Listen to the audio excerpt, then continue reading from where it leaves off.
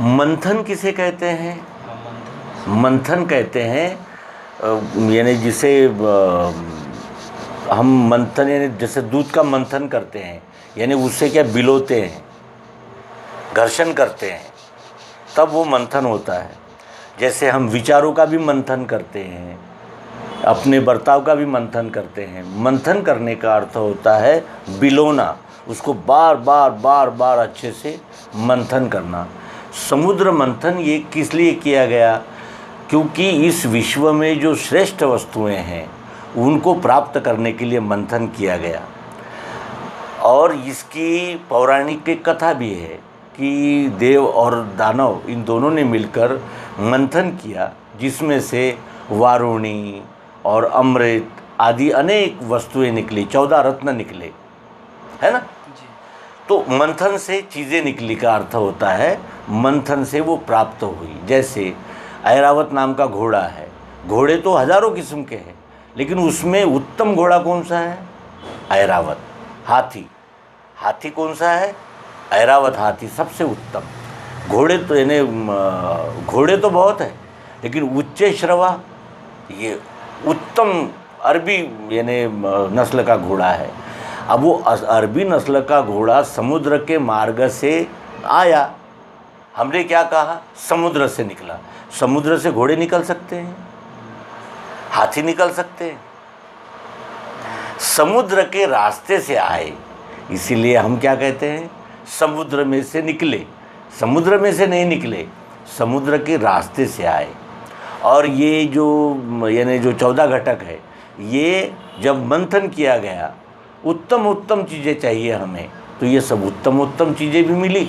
और वारुणी यानी शराब भी उसी में से निकली। शराब कहाँ से निकली?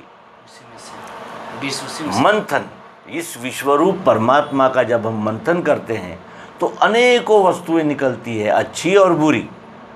अच्छी वस्तुएं देवताओं ने रखी, शराब किसने रखी? असुरों ने रखी। क्यों? क्योंकि उन्हें वही चाहिए। भाई शराब पीकर ही हम तोड़फोड़ करेंगे ना। हाँ, गुण ऐसा। तो मंथन का अर्थ होता है बिलोना, यानी मथना उसको। जब हम विश्वरूप को उन्होंने मथा तो उसमें से ये सारी चीज़ें निकली। कामधेनु भी निकली। कामधेनु किसे कहते हैं?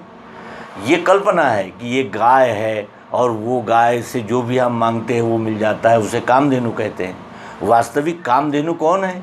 ये विश्वरूप परमात्मा ही कामधेनु है। जो भी हम मांगते हैं ये विश्वरूप से ही मिलता है कि नहीं?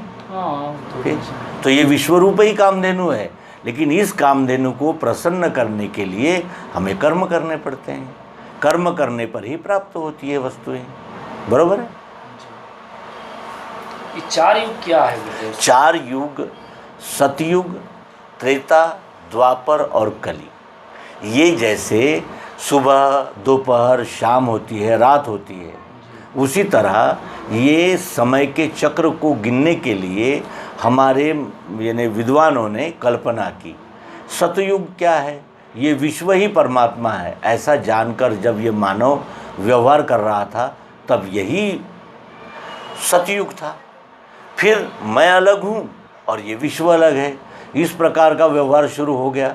यानी विश्व में ईश्वर है, विश्व ही ईश्वर है ये मानने वाला सतयुग, विश्व में ईश्वर है ऐसा मानने वाला द्वापर त्रेता युग, और विश्व में ये विश्वरूप परमात्मा ये विश्व से अलग कहीं है ऐसा मानकर जब मानव व्यवहार करता है वही क्या है? द्वापर है। और विश्व यानी ये विश्व में ईश्वर है कि नहीं ये संदेह निर्माण होना, ये कलयुग है। लोग तो फोटो लगा लेते हैं, उसको अगरबत्ती लगाते हैं, कहते हैं हम ईश्वर की आराधना कर रहे हैं। किसी मूर्तिकार से प्रतिमा बना लेते हैं और हम कहते हैं कि हम ईश्वर की आराधना कर रहे हैं। यानी कहने का मतलब क्या है कि ये चारों युग मानवों के बर्ताव पर आधारित है। जैसा जैसा बर्ताव बढ़ने लगता है वैसा वैसा युग का परिवर्तन होता है। अब ये कलयुग है, इसमें हम देख रहे हैं कितनी हिंसा है, कितना द्वैत है, कितना छल है, कितना कपट है। यानी मनुष्य अपनी मनुष्यता से गिर गया है ना। इसीलिए इसे कलयुग कहते हैं। और अब कलयुग के बाद कौन सा युग आने वाला है? सतयुग। सतयुग आने वाला। सतयुग का अर्थ क्या है? ये विश्व ही परमात्मा है, ये ईश्वर विश्व ही है। ये भूमिका अब धीरे धीरे तैयार हो रही है ना? तो आने वाला युग जो है वो कौन सा है? सतयुग है।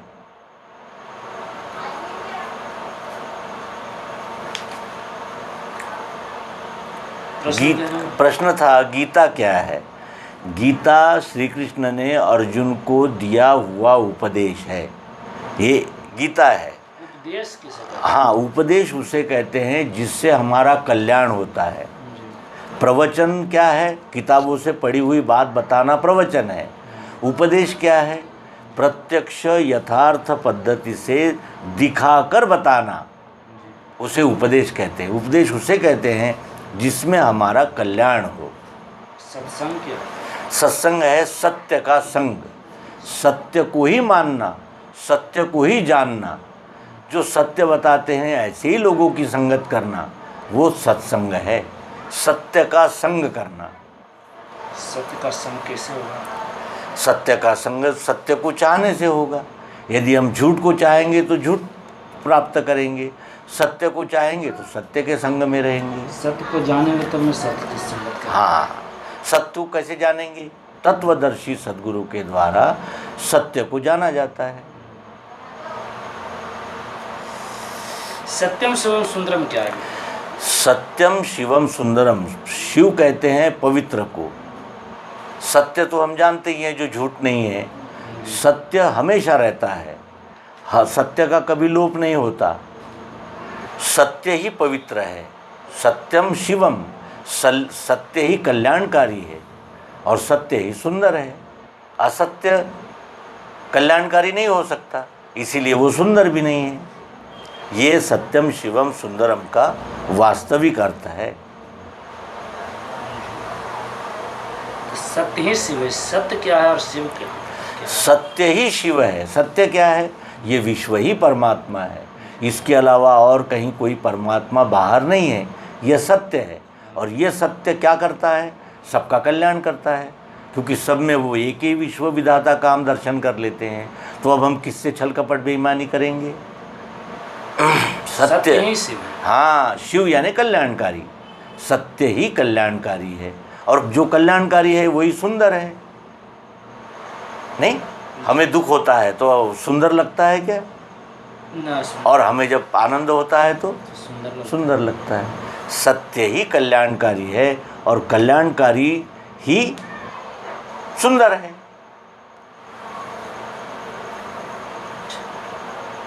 सत्य से बड़ा कोई चीज नहीं है। सत्य तो है एक ज्ञान, और ज्ञानों में ईश्वर है, वैसे उनको दीजिए। सत्य क्या है जो सबसे बड़ी? कोई चीज नहीं। सत्य से बड़ा क्या है? कोई चीज नहीं। सत्य से बड़ा कुछ भी नहीं है। आजमा के देख लो, सत्य से कुछ बड़ा है? सत्य से ही न्याय, सत्य से ही शांति मिलती है, सत्य से ही आनंद मिलता है ना? जहाँ सत्य है वहीं सब कुछ है, जहाँ सत्य नहीं है वहाँ तो कुछ है ही नहीं, हो ही नहीं सकता। एक ज्ञान है, ज्ञानों में ईश्वर है, वैसे उनको दीजिए ध्यान। ज्ञान क्या है? ज्ञान जानकारी है। जानकारी तो हमें किताब से भी मिलती है, लेकिन जब तक वो जानकारी हम तर्क और प्रत्यक्ष यथार्थ पद्धति से जांच नहीं करते, तब तक वो ज्ञान कुछ किसी अर्थ का नहीं रहता, वो सिर्फ जानकारी रहती है। जानना ही ज्ञान है। हाँ, जानना है, लेकिन कैसा जानना है? प्रत्यक्ष यथार्थ जानना है। किताबों से भी जानकारी मिलती है, लेकिन वो झूठ भी हो सकती है। मतलब कि जो हमारे अनुभव से आता है, विश्वास में आ जाए, अपनी विश्वास। जब हम जांच करेंगे स्वयं तब विश्वास बैठेगा, नहीं तो संशय भ्रम कायम ही रहेगा, सत्य है कि नहीं है। अच्छा, लिखा हुआ ऐसे श्लोक है, मन ही मंदिर है और मन ही पूजा और मन में बसे भगवान। मन क्या है? मन है हमारा आचरण। मन क्या है? हमारी वासनाएं। मन का स्वरूप क्या है? मन किसी को दिखा सकते हैं क्या? पकड़ सकते हैं? लेकिन मन से ही तो सब कुछ चल रहा है ना? आचरण मन से करते बस। तो हमारे मन में ही अगर शुभ है, सत्य है, कल्याण है, अद्वैत है, प्रेम है, निष्ठा है, श्रद्धा है, तो ये मन ही मंदिर है। और हमारे मन में छल है, कपट है, बेईमानी है, धोखेबाजी है, हिंसा है, तो ये मन ही नर्क है।